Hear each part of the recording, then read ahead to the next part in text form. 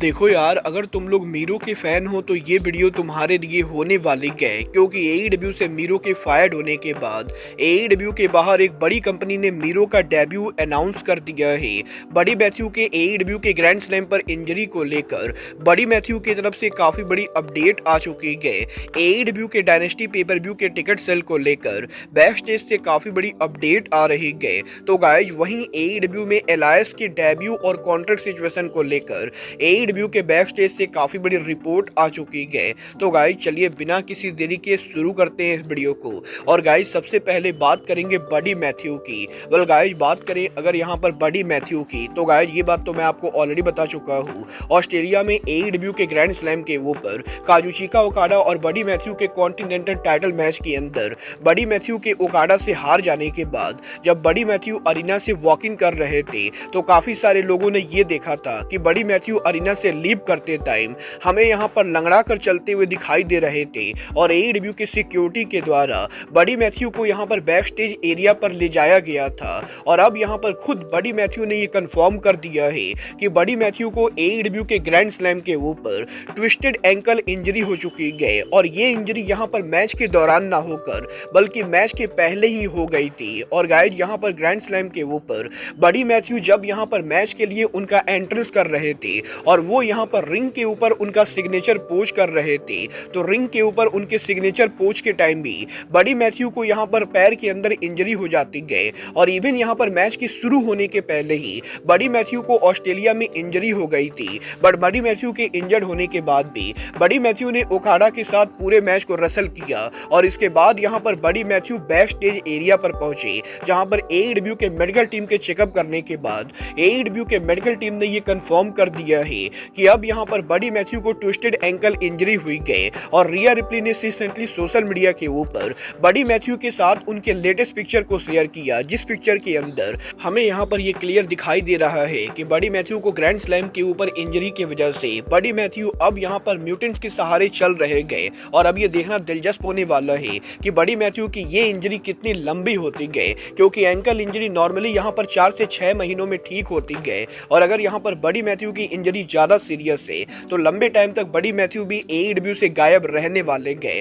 Well guys, Malachi black के AEW को leave करने के बाद अब बडी मैथ्यू का इस तरीके से इंजर्ड होना डेफिनेटली यहां पर ब्रोडी किंग के फ्यूचर को काफी इंटरेस्टिंग बनाने वाला है। और देखना दिलचस्प होगा कि एईडब्ल्यू के अंदर ब्रोडी किंग अब यहां पर अकेले क्या करते गए। बट गाइस, जहां तक बात रही ग्रैंड स्लैम ऑस्ट्रेलिया की, तो गाइस यहीं एईडब्ल्यू के ग्रैंड स्लैम के मैचेस को लेकर रेसलिंग ऑब्जर्वर डेव मेल्जर का काफी बड़ा स्टेटमेंट आ रहा है, जहां पर डेव मेल्जर का ये कहना है कि उन्होंने एईडब्ल्यू के ग्रैंड स्लैम के पूरे शो को लाइव देखा है और वो यहां पर ये बोल सकते गए कि एईडब्ल्यू के ग्रैंड स्लैम के ऊपर एईडब्ल्यू कंपनी के हर मैचेस के अंदर काफी सारी हिस्टोरिकल चीजें हुई गए। और मेल्जर का ये कहना है कि शो के ओपनिंग के ऊपर Kenny Omega, will osprey versus Takeshita और काइल फ्लेचर के बीच में जो टैग मैच हुआ था, वो मैच यहां पर पॉसिबली केनी ओमेगा का इस साल का match of the year contender है। और एईडब्ल्यू के इस साल के ग्रैंड स्लैम के ऊपर केनी ओमेगा और विल ऑस्प्रे ने जो मैच डिलीवर किया है वो यहां पर पॉसिबली 2025 का बेस्ट टैग टीम मैच है।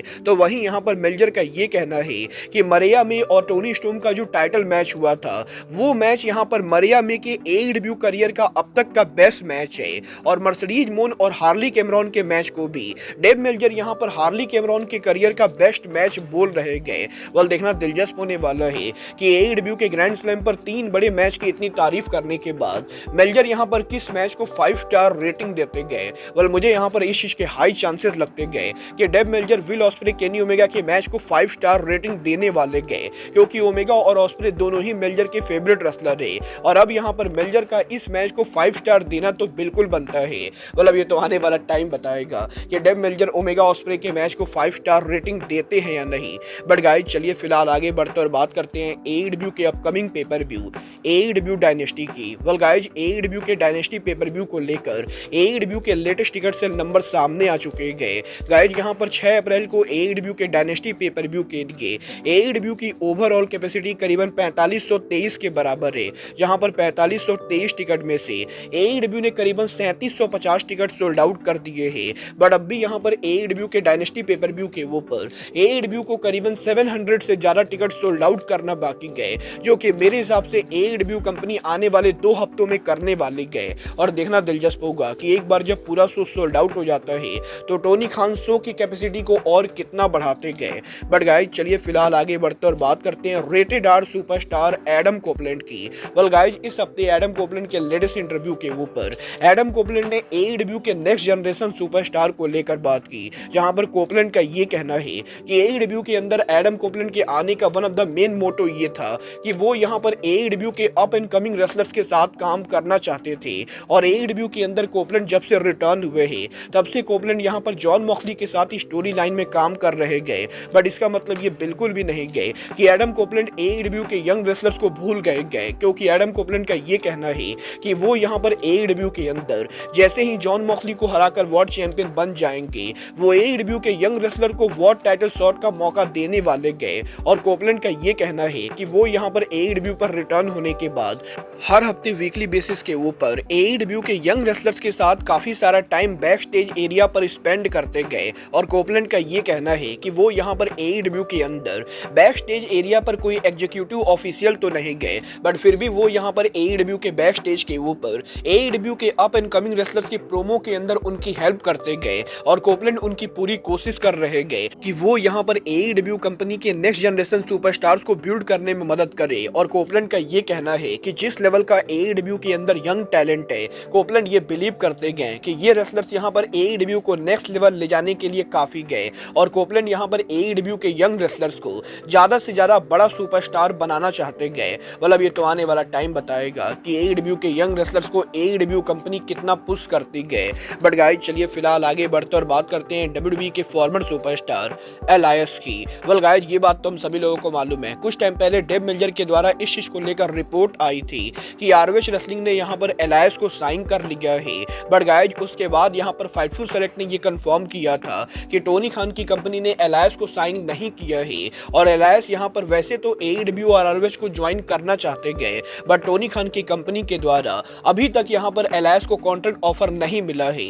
और अब यहां पर इन दोनों रिपोर्ट के बाद फाइनली यहां पर आरओएच के लास्ट वीक के जेरिको क्रूज शो के ऊपर एलायस के ऑफिशियली डेब्यू करने के बाद अब एलायस के कॉन्ट्रैक्ट सिचुएशन को लेकर लेटेस्ट रिपोर्ट सामने आ रही गए। गाइस यहां पर इस चीज को लेकर रिपोर्ट आ रही गए कि डेफिनेटली यहां पर आरओएच के ऊपर एलायस ने उनका डेब्यू तो किया है, बट अभी तक यहां पर एईडब्ल्यू और टोनी खान की तरफ से एलायस को ऑफिशियल कॉन्ट्रैक्ट ऑफर नहीं मिला है। और अब भी यहां पर एलायस पूरी तरह से फ्री एजेंट है।